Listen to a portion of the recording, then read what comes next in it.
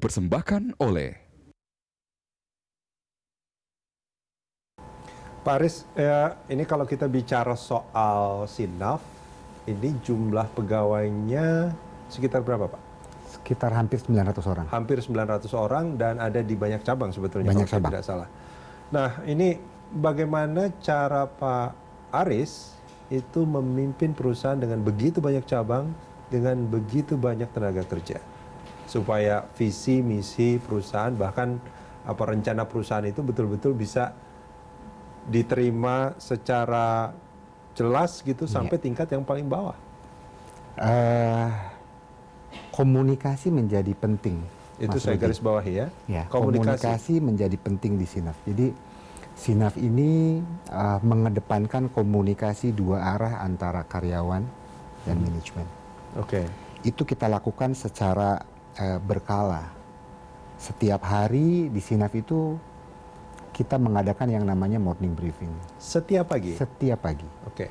Mau itu secara langsung ataupun sekarang pada saat pandemi, kita melakukan video call setiap hari rutin dengan karyawan kita semua dan divisi dengan bawahannya semua.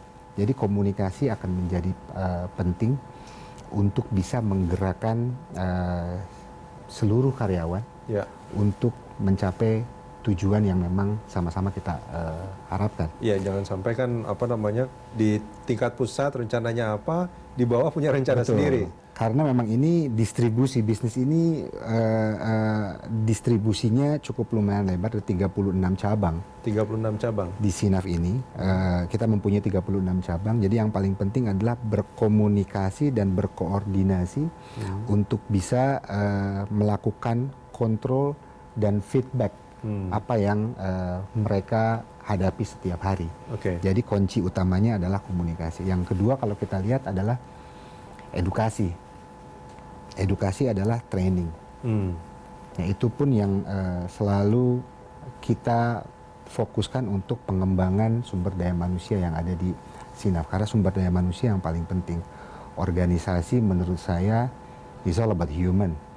Organisasi atau perusahaan adalah aktivitas kolektif dari seluruh karyawan. Jadi edukasi itu sangat penting kita lakukan terhadap seluruh karyawan maupun pada saat sebelum pandemi ataupun setelah pandemi. Ini contoh education atau training ini seperti apa contohnya, Pak Aris? Jadi kita ada yang disebut dengan e-learning. E-learning. Sekarang ini ya dalam masa pandemi. Jadi dalam masa pandemi pun tetap kita mengedepankan pengembangan sumber daya manusia dengan kita mendevelop satu sistem yang namanya e-learning. Dengan e-learning mereka bisa tetap meningkatkan skill dan kemampuan mereka tanpa mereka harus datang ke kantor pusat atau menghadiri di satu ruangan. Itu menjadi sebuah kewajiban bagi mereka, keharusan. Betul. Jadi ada mengikuti? modul-modul yang memang wajib mereka ikuti. Ada modul-modul yang memang optional untuk mereka ikuti.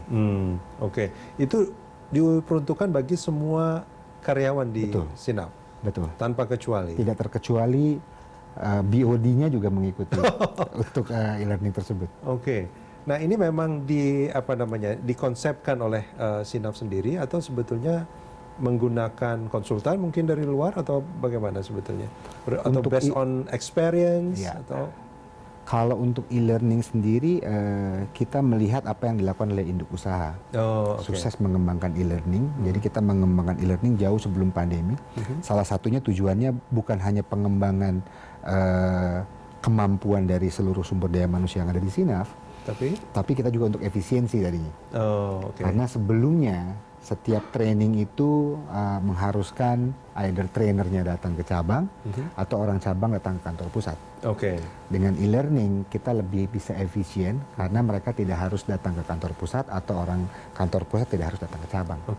Nah, kebetulan ada pandemi, jadi memang keduanya ketemu di tengah-tengah, Mas. Saya tertarik soal morning briefing tadi, soal komunikasi tadi. Tadi juga disampaikan soal kalau misalkan ada permasalahan dan segala macam. Apakah itu dilakukan di morning briefing itu? Jadi permasalahan, terus kemudian mungkin pemecahannya, solusinya dilakukan di morning briefing itu, atau sebetulnya ada medium lain yang digunakan oleh manajemen ya untuk komunikasi artinya, atau bagaimana?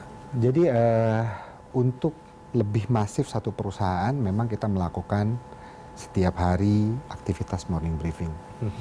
Untuk di level manajemen and up, setiap minggu kita melakukan yang namanya weekly achievement review. Oke. Kita singkat WAR. Wow. Ya, perang itu war. Okay. Weekly achievement review itu setiap minggu kita dengan middle management and up. Dan 1 bulan 1 kali kita melakukan aktivitas yang disebut town hall.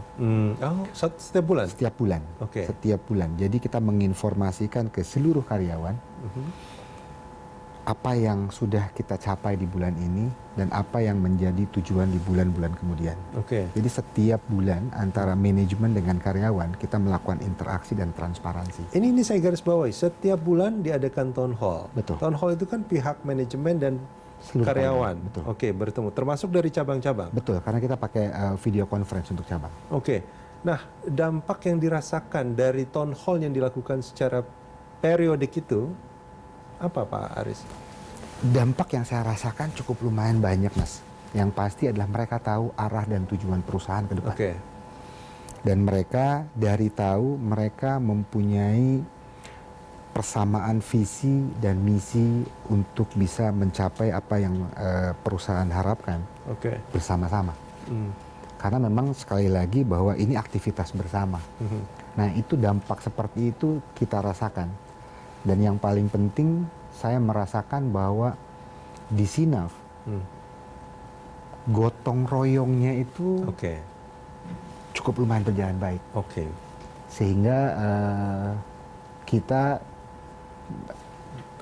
bisa mendapatkan atau kita bisa deliver berbagai macam target yang sudah kita tentukan. Ini makanya tadi saya mau sampaikan, apakah kedekatan itu juga terasa dengan banyaknya pertemuan yang dilakukan itu? Tapi tadi sudah disebut juga ada gotong royong di situ ya. Itu sangat terasa ya. Sangat terasa. Artinya gini, biasanya kan orang bergotong royong itu karena punya perasaan yang sama. Betul. Dan itu memang tercipta dari town hall yang dilakukan itu. Betul. Itu tercipta dari 3 aktivitas komunikasi yang ada.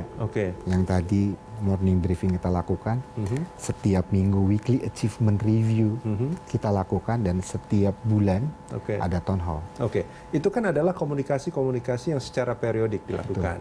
Tapi kalau kita bicara soal permasalahan, kadang muncul di luar waktu yang tidak diharapkan gitu. Nah, kalau kuncinya adalah komunikasi, apakah apa artinya? Dalam tanda kutip mungkin kebebasan bagi mereka untuk berkomunikasi, untuk menyampaikan permasalahan itu juga ada salurannya. Sinaf mempunyai mempergunakan satu aplikasi yang memang sudah tersedia, dan di situ ada seluruh karyawan termasuk manajemen. Jadi ada grup di sosial media, ada grup per divisi, per direktorat, dan seluruh karyawan. Di situ mereka bisa berkomunikasi ke apa saja. Itu juga menjadi alat komunikasi. Itu juga menjadi alat. Dan saya biasanya saya itu sekarang ada di semua grup. Ada di semua grup. Salah satunya kalau bukan hanya untuk komunikasi dua arah bagaimana menyelesaikan masalah, kadang-kadang untuk meminta persetujuan satu dan lain hal pun, untuk lebih mempercepat kita lakukan di grup sosmed itu. Artinya aktif juga dong Pak Aris di sosial media itu ya? Di grup WhatsApp-nya saya sangat aktif karena memang hampir semua direktorat ada, dan saya masuk di semua grup WhatsApp yang ada. Pak Aris, kalau dibuat dalam satu kalimat yang sederhana, kepemimpinan Pak Aris itu kepemimpinan yang seperti apa sebetulnya? Mungkin dalam 2-3 kalimat gitu, apakah kan banyak orang yang menggunakan trust atau apa segala macam mungkin. Nah kalau Pak Aris sendiri, itu kepemimpinan Pak Aris itu kepemimpinan yang bagaimana? Kepemimpinan yang informal dan komunikasi 2 arah. Itu dia? Betul. Informal dan komunikasi 2 arah. Apa yang membuat Pak Aris merasa bahwa ini adalah jenis kepemimpinan yang paling pas untuk diterapkan? Karena sekali lagi dari perusahaan itu yang paling penting kalau buat saya adalah sumber daya manusia, Oke. human ataupun people. Dan untuk menggerakkan mereka untuk mencapai tujuan perusahaan, hanya komunikasi dua arah lah yang bisa menggerakkan mereka seoptimal mungkin. Pak Aris, kita jeda sebentar. Kita akan Baik, lanjutkan Mas di Rudi. segmen berikut. Baik.